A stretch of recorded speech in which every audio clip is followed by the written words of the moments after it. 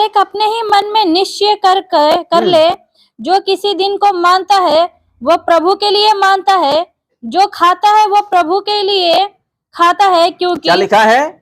जो खाता है वो किसके लिए खाते हैं? प्रभु के लिए। जो जीते हैं किसके लिए जीते हैं? प्रभु के लिए। जो मरते हैं किसके लिए जीते हैं? प्रभु के लिए।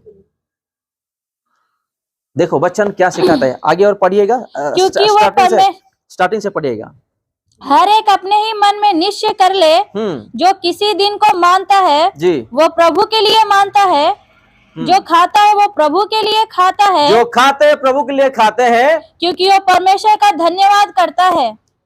हम आज अगर बल शक्ति पाए हैं, खा रहे पी रहे, किसको धन्यवाद देने के लिए? प्रभु यीशु मसीह। आज तो लोग कुश्ती बनाते हैं, जिम जाते हैं, अच्छा मटन चिकन खाते हैं और अपना शरीर को बर्बाद करते। वचन क्या सिखाता है हम लोगों को? जो खाते पीते हैं वो किसको धन्यवाद देते हैं? हमारा हर एक जीवन में वचन होना चाहिए। अगर आपको परीक्षा आया, अगर आपका परिवार में गड़बड़ आया, तो वचन को ध्यान देना है। अगर आप वचन को ध्यान नहीं देंगे ना, शैतान आपको भरमाएंगे और शैतान आपको बिगाड़ देंगे।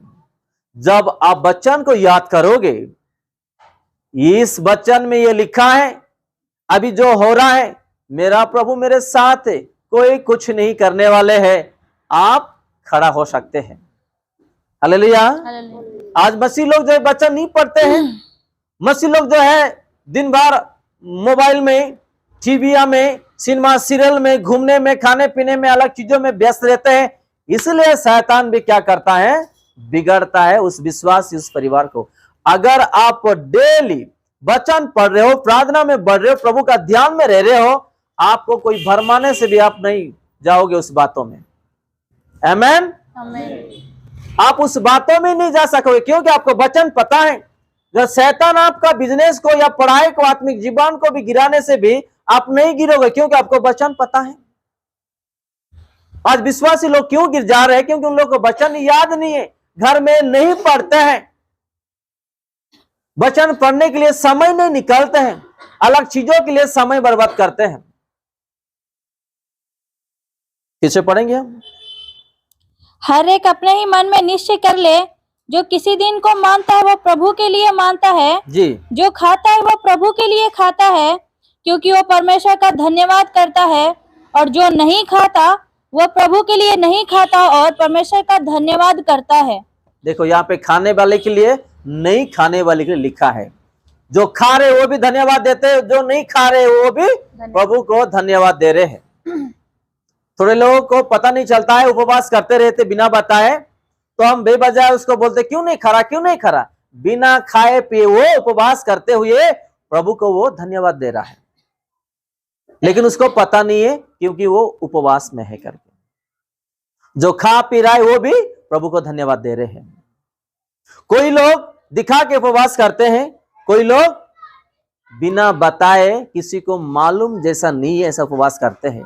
और जिसको मालूम नहीं है उपवास करते हैं ना, वो सबसे महंगी है और सबसे कीमती वाला उपवास है वो, क्योंकि ऐसा उपवास को प्रभु प्रसन्न होते हैं। हालेलुया। हम आगे बढ़ेंगे। क्योंकि हम में से न तो कोई अपने लिए जीता है जी, और न कोई अपने लिए मरता है। सही है कि नहीं? एक ना एक दिन हम मर जाएंगे। देखो यहाँ पे क्या लिखा है, ना कोई अपने लिए जीते, ना कोई अपने लिए मरते। इसका उदाहरण मैं आप लोगों को देता हूं। आज भी बहुत सारे लोग बोलते मैं तेरे लिए मर जाऊंगा, मैं तेरे लिए जीऊंगा, तेरे लिए कर रहा हूं, ये कर रहा हूं। नहीं, चलो मैं एक वाइफ एंड हस्बैंड के बारे में मैं इस बच्चन से एग्जाम्पल में देता हूं। कोई पत्नी बोल रहा है मैं तेरे लिए जी रहा हूं, तेरे बच्चों के लिए, मेरे परिवार के लिए जी रहा हूं। वो मर के कहां जाने वाला? नरक में। मर के कहां जाने वाला? प्रभु के पास तो विचार के लिए जाएगा। उसके बाद वो नरक जाएगा या स्वर्ग जाएगा, प्रभु के हाथ में है वो। लेकिन वो कहां जा रहा है? मर के प्रभु के पास ही जा रहा है विचार के लिए, क्योंकि उसको जवाब देना है हर चीजों का। जब से वो जन्म लिया मरने तक जो उसका जीवन में प्रभु ने जो जो दिया है, उसका जवाब उसको जरूर उसको देना है। तो हम जिए या मरे किसके लिए? प्रभु के लिए। आज पति पत्नी ऐसे है, लोग ऐसे हैं, कि लोगों के लिए जीते, लोगों के लिए मरते हैं। वचन में क्या लिखा है, क्या सिखाता है हमको, फिर से पढ़े हम। क्योंकि हम में से न क्योंकि, जोर से पढ़िए, क्योंकि हम में से न तो कोई अपने लिए जीता है ना कोई अपने लिए जीते हैं और न कोई अपने लिए मरता है। कोई मरता है क्या अपने लिए? कोई अपने लिए जीते हैं क्या? कोई नहीं। वचन सिखाता है भाई, कोई पति कोई पत्नी के लिए नहीं जीने वाला, कोई पत्नी पति के लिए नहीं जीने वाला, अपने लिए जीते, अपने लिए हम मरते हैं। और पढ़ेंगे उसमें, यदि हम जीवित हैं तो प्रभु के लिए जीवित है, और यदि मरते हैं तो प्रभु के लिए मरते हैं जी। अतः हम जिए या मरे हम प्रभु के ही हैं। हालेलुया। आप लोग को आई बात समझ में? जिए या मरे प्रभु के लिए। इस दुनिया में कोई ऐसा पति है नहीं जो आपके लिए समझ सकता, इस दुनिया में कोई ऐसा पत्नी है नहीं जो आपके लिए समझ सकता है, इस दुनिया में कोई ऐसा बेटे बेटे है नहीं जो माता पिता के लिए सोच सकते हैं, इस दुनिया में कोई ऐसा माता पिता है नहीं जो अपने बच्चों के लिए सोच सकता है, इस दुनिया में कोई ऐसा भाई बहन है नहीं जो खुद के लिए सोच सकते हैं या खुद के लिए मर सकता है। मेरे लिए कोई जान देने वाला है क्या? ठीक है, इस गवाही से मैं इस वचन से थोड़ा गवाही देना चाहता हूं। इससे पहले तो मैंने बोला था, आप लोगों को याद है कि नहीं मुझे पता नहीं है, एक यंगिस्तान, मैं यंगिस्तान ही बोलता हूं उन लोगों को, क्योंकि जवान जो कॉलेज स्टूडेंट वाले लोग रहते हैं ना, यंगिस्तान है उन लोग। आजकल 12 साल से ऐसा प्यार मोहब्बत का चक्कर है, बोलो मत। पढ़ाई बंद करते ऐसे चैटिंग में रहते, क्या है पता नहीं है, छुप छुप के ऐसे फोन में रहते, क्या उतना बात करते, 2-3 शब्द बात करने से हम थक जाते हैं भाई। और ये बच्चे लोगों को, नौजवान बच्चे लोग आजकल ऐसा प्यार है कि दिन रात नींद नहीं आता, बात ही करते रहते हैं। यंग बच्चे लोग 12 साल से 10 साल से, हमारा गांव में तो 12 साल का लड़की भी भाग गई है, शादी कर ली है। क्या बोलूं, आजकल ऐसा चल रहा है। और ऐसे कॉलेज में पढ़ने वाले स्टूडेंट, माता पिता कितना पसीना बहा के बच्चों को इंसान बनाने के लिए पढ़ा रहे, यही लोग बिना बताए या बिना कोई देखे, इन लोग छुप छुप के प्यार मोहब्बत में चले जाते हैं और पढ़ाई नष्ट करते हैं, माता पिता का पैसा बर्बाद करते हैं, खुद भी बर्बाद होते हैं। ऐसे 1-2 बच्चे लोग इतना दिन रात फोन में और जिधर बोलते उधर जाके बैठते, खाते पीते घूमते, ऐसा, यानी कि आपको पैदा किया माता पिता को वो उतना ख्याल नहीं है, उतना प्यार नहीं है। वो लड़का उसको कहा, मैं तेरे लिए जीवन दे दूंगा, मैं तेरे लिए यह कर दूंगा, वो कर दूंगा, मर जाऊंगा अगर तुम मेरे से बात नहीं करोगे या मुझसे मिलोगे नहीं या मुझे शादी नहीं करोगे, मैं तेरे लिए मर जाऊंगा। ये वो ऐसा बहाना, आजकल लड़के लोग ऐसा मीठा मीठा बात बोल के लड़की लोग को फंसा देते हैं, और अपना जो लड़की लोग जो है ना, हवा जैसा गिर जाते हैं, हवा जैसे सांपों से बातों में गिर गए हैं। लड़की लोग भी ऐसे ही, जवान बच्ची लोग, औरत भी ऐसे हैं, मीठी मीठी बातों, तो कितना सुंदर दिखती है, तो कितना अच्छा ब्यूटीफुल दिखता है, कितना अच्छा पहनती है, तेरा जूता इतना अच्छा है, तेरे जैसे दुनिया में कोई नहीं, तो फूल जाती हो।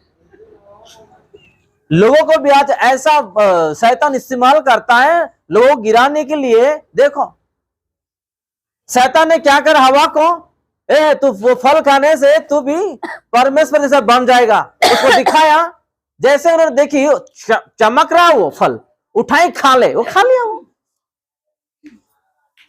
तो आज ऐसा है। तो एक दिन क्या हुआ, वही 2 बच्चे लोग, इन लोग तो कहीं पार्क जाते हैं, सिनेमा जाते हैं, रेस्टोरेंट जाते हैं, ऐसे दिन रात घूमते रहते हैं। एक दिन पार्क में एक झाड़ था, वहां पे बैठे हुए, क्या बोलते हैं, रोमी लैला या मजनू, क्या बोलते हैं वो, मुझे नहीं आता है, हाँ? लैला मजनू, हिंदी में लैला मजनू बैठे हैं भाई सब लोग, दोनों प्यार का बात चल रहा है वहां पे। वो लड़की का गोद में लड़का जो है सर दे के वो बात कर रहा है प्यार से, वो बच्ची बैठी है उसका गोद में उसका मुंडी लेके, सामने आया शेर, सामने आया शेर। बच्ची जैसा ही देखा चिल्लाने लगा, उठने लगा, इसको क्या हुआ बोल के उठने लगा। वो देखा शेर, जैसे उस शेर के देखा पहले वो झट चढ़ गया, वो रो रही है। वो बहुत बोली है, तू मुझे क्या वादा किया, मैं तेरे लिए मर जाऊंगा, कूद जाऊंगा, जहर खा लूंगा, ये कर दूंगा, ये कर दूंगा। ये प्यार है? ऐसे ही होते हैं। कोई किसके लिए नहीं मरने वाले हैं। चाहे शादीशुदा औरत होने दो या शादीशुदा पति होने दो, कोई भी होने दो, कोई किसके लिए नहीं मरने वाले। वचन हमको सिखाता है हम जिए या मरे अपना प्रभु के लिए। मैं और एक गवाही इस वचन से मैं बोल के आगे जाऊंगा। ओडिशा में एक परिवार है, गवर्नमेंट सर्वेंट था, वो रिटायर हो गया है, उसका एज अभी 50 के ऊपर हो गया है। एक ही बेटी है, कोई नहीं है। उस बेटी का उम्र 17-18 साल है। महंगी महंगी चीज मम्मी डैडी को मारती है और खरीदती है। 10,000 रुपए दो करके चिल्लाती है, मारती है हाथ उठा के। और एक बच्चे से दिन रात उससे बात करती है, दिन रात। उस बच्चों के लिए, उस लड़के के लिए माता पिता को हाथ उठाना, तकलीफ देना। उसका मम्मी तो मुझे फोन करके तकलीफ देती है, तकलीफ नहीं उसका दुख मुझे बोलती है, और ऐसा डेली सुनते, मैं भी सुन नहीं पाऊंगा ऐसा बात। रो रो के फोन करती है कि मेरी बेटी एक ही है पास्टर जी, दया करके प्रार्थना की प्रभु कुछ करे इसका जीवन में। हाथ उठा के मारती है। उसका पापा जो है बीपी शुगर वाला है, मेडिसिन लेते हैं, रिटायर्ड हो गया है, एक ही बच्ची है, उसको हम क्या करें। अगर उसको छोड़ के दिए तो लोग उसको कुछ कर देते हैं, हमको डर होता है, हम कुछ कर नहीं पा रहे। प्रभु हमारा जीवन तो ले ले, मर दे हमारे को। ऐसे दुख से जीने वाला बहुत सारे परिवार है, माता पिता। एक बार लड़की या लड़का मिल गया ना अपना जीवन में, माता पिता को रुलाने वाले, धोखा देने वाले, झूठ बोलने वाले, ऐसे भी बहुत सारे आजकल स्टूडेंट लोग हैं, बच्चे लोग हैं। हालेलुया। आजकल कोई किसके लिए नहीं मरने वाले, लेकिन मरने के लिए आया था एक ही, वो है हमारा यीशु प्रभु। हालेलुया। इंसान के लिए मारा एक ही, वो है यीशु मसीह। कोई इंसान किसी लिए नहीं मरा। चलो हम आगे बढ़े। क्योंकि मसीह इसीलिए मरा और जी उठा के, देखो यहाँ क्या लिखा है, क्योंकि मसीह इसीलिए मरा और जी उठा के वह मरे हुए और जीवतो दोनों का प्रभु हो। हालेलुया। मरा हुआ और जीवतो दोनों का प्रभु हो। रोमियो 14 पढ़ो तार ओ 9 वहां पे माजी आई है, क्या लिखा है, फिर से हम पढ़े। क्योंकि मसीह इसीलिए मरा क्योंकि मसीह इसीलिए मरा और जी भी उठा के, जिंदा होके उठा भी, वह मरे हुए और जीवतो दोनों का प्रभु हो। हालेलुया। मरे हुए लोगों को और जीवित रहने वाले लोगों के लिए वो प्रभु बना। कोई है क्या ऐसा इस दुनिया में? कोई है ऐसा दुनिया में ऐसा प्रभु या ऐसा इंसान जो मरे हुए लोगों को जीवन दे सके? कोई नहीं। एक ही जीवित परमेश्वर है, वो प्रभु यीशु मसीह। आगे हम देखेंगे। तू अपने भाई पर क्यों दोष लगाता है? देखो अभी क्या लिखा है यहाँ पे, अपने भाई के ऊपर दोष लगाने के लिए भी यहाँ लिखा है। या तो फिर क्यों अपने भाई को तुच्छ जानता है? पहले दोष नहीं लगाना और तुच्छ नहीं जानना है। आजकल तो ऐसे परिवार है, मसीह होते हुए भी, वचन मालूम होते हुए भी भाई भाई को दोष लगाते, तुच्छ मानते हैं। भाई बहन को दोष लगाते, तुच्छ जानते हैं। पति पत्नी को, बेटे, मैं इससे पहले भी बोल दिया मैंने, और कुछ नहीं बोलने के लिए मेरे पास। यह साफ लिखा है, फिर से हम पढ़ेंगे। तू अपने भाई पर क्यों दोष लगाता है? तू अपना भाई को क्यों दोष लगाता है? या तो फिर क्यों अपने भाई को तुच्छ जानता है? तुच्छ जानता है। हम सबके सब परमेश्वर के न्याय सिंहासन के सामने खड़े होंगे, देखो क्या, हम सब हम सब के न्याय के लिए कहां पर खड़ा होना पड़ेगा? परमेश्वर के सामने। हालेलुया। लिखा है कि नहीं? इससे पहले क्या बोला मैं? दोष लगाने वाले, इल्जाम लगाने वाले।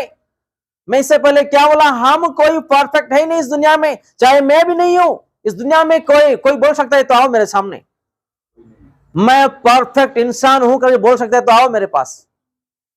कोई नहीं, कोई भविष्यद्वक्ता नहीं, कोई प्रचारक नहीं, या कोई पादरी नहीं, या कोई पास्टर नहीं, कोई विश्वास इस दुनिया में जितने भी धरती पे इंसान, कोई भी पवित्र इंसान है नहीं। एक दिन हम दोष लगाने वाले अपने भाई को बहन, अगर वो भाई खराब है, प्रभु में आप विनती करो, प्रभु मेरा भाई ऐसा है, उसको अच्छा बुद्धि ज्ञान दो। प्रभु मेरा बहन ऐसा है, प्रभु में भी विनती करो, प्रभु ये इंसान ऐसा, ये विश्वास ऐसा, ये परिवार ऐसा है, प्रभु के चरणों में उसके लिए विनती करो, प्रार्थना करो।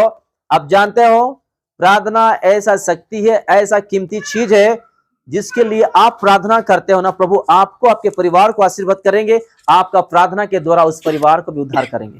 हालेलुया। लेकिन हम किसी के ऊपर दोष ना लगाए और क्या ना करे, इल्जाम, चाहे विश्वासी हो, पास्टर हो, परिवार हो, पति पत्नी हो, कोई भी हो जाने दो, हम किसी को दोष ना लगाए। वो खराब हो या अच्छा हो, उसका हिसाब वो जाके प्रभु को देगा। कहां पे? स्वर्ग में।